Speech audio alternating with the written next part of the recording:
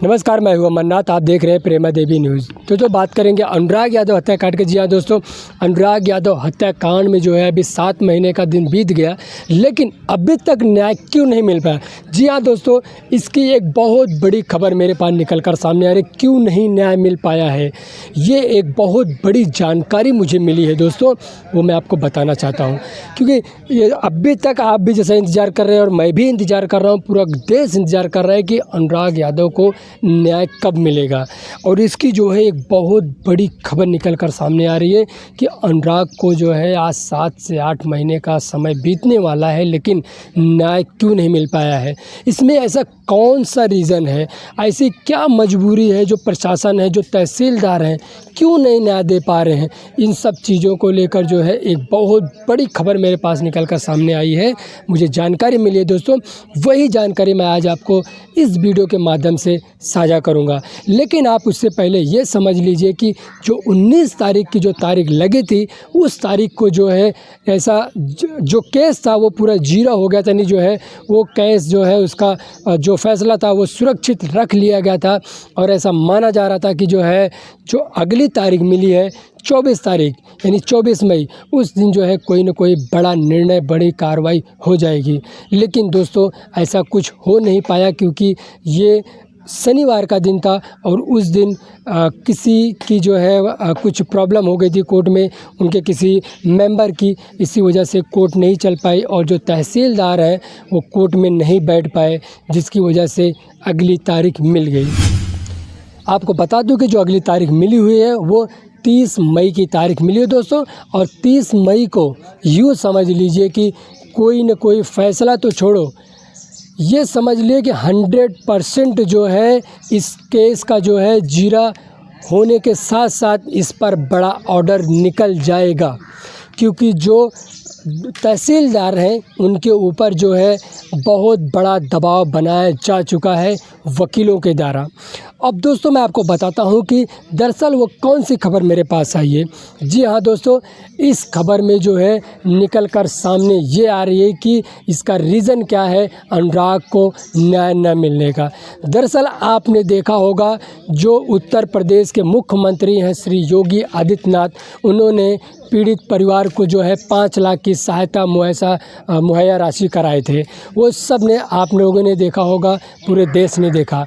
उनके जो मंत्री हैं खेल मंत्री गिरीश चंद्र यादव, उन्होंने अनुराग के घर पे जाके उनके पिता को, उनके बहनों को 5 लाख का चेक सौंपे थे। जी हाँ दोस्तों, आपने देखा। और उस वक्त जो गिरीश चंद्र यादव है उन्होंने जो है आश्वासन भी दिया था कि इस केस को जो है हम फास्ट ट्रैक पर चलाएंगे और इस केस में जो है जल्द से जल्द इस केस का निवारण करने का प्रयास करेंगे। लेकिन दोस्तों ये सब जो है सिर्फ़ और सिर्फ भाषणबाजी थी। जो गिरीश चंद्र यादव थे वो सिर्फ़ और सिर्फ वहाँ पे भाषणबाजी करके गए थे। और जिस दिन से गिरीश चंद्र यादव गए हैं उस दिन से आज तक उनका कोई अता पता नहीं है। का केस है ये अब प्रशासन के ऊपर चला गया है, यानी यूँ समझ लें कि ये राजनीति तक चला गया है।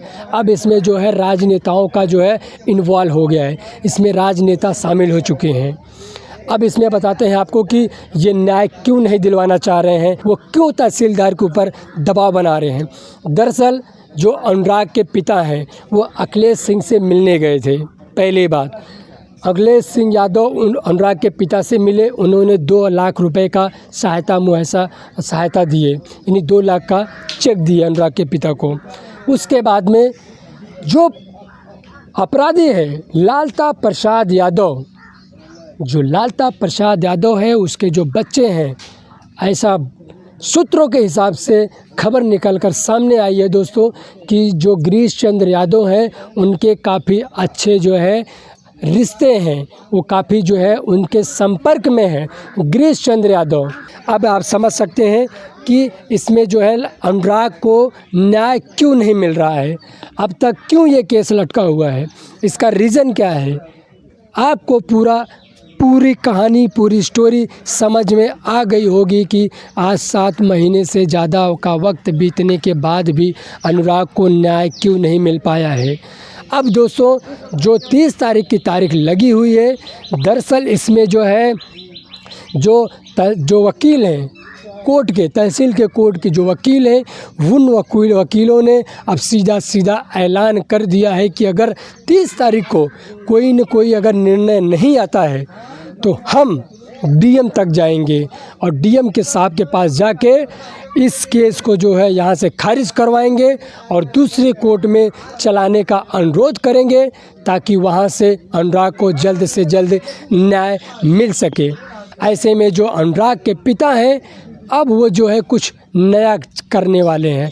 जी हाँ, नया क्या करने वाले मैं आपको बताता हूँ।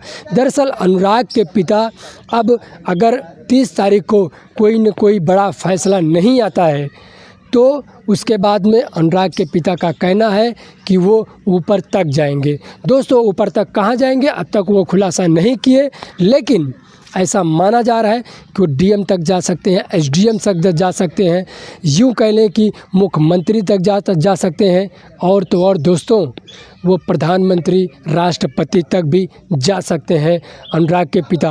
क्योंकि अनुराग एक अपने 5 बहनों का इकलौता भाई था, उनके घर का वो चिराग था।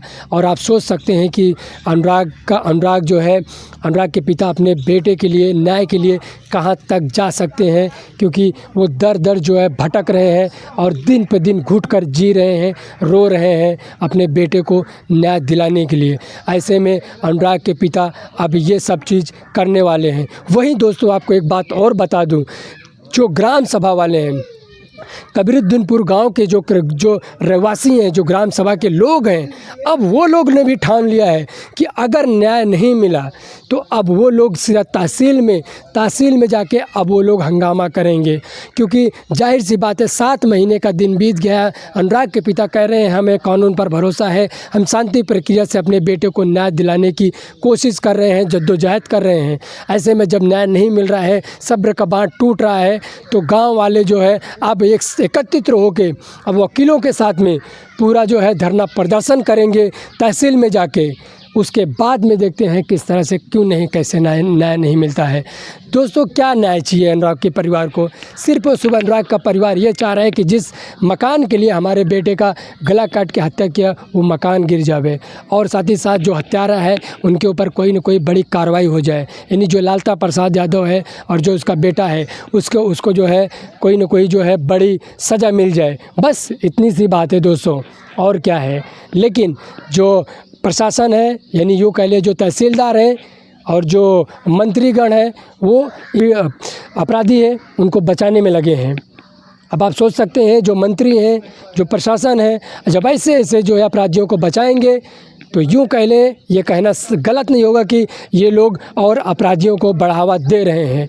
अगर इनके ऊपर उसी वक्त कोई बड़ी न बड़ी कार्रवाई हो गई होती तो ऐसे अपराधी अपराध करने के पहले 100 बार सोचते।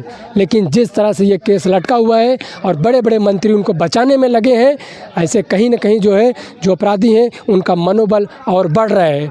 और एक बात स्पष्ट मैं कहना चाहूँगा कि आज इसी का नतीजा है कि आए दिन हमें उत्तर प्रदेश में ये जो छोटे मोटे गुंडे माफिया हैं, कहीं न कहीं जो है हमें इस तरह की घटनाएं देखने को मिल रही हैं। क्योंकि उत्तर प्रदेश के मुख्यमंत्री श्री योगी आदित्यनाथ, उनका कहना है कि हम जीरो टॉलरेंस के नीति से कार्रवाई करते हैं और जो अपराधी माफिया हैं उनके ऊपर बड़ी से बड़ी कार्रवाई कर रहे हैं।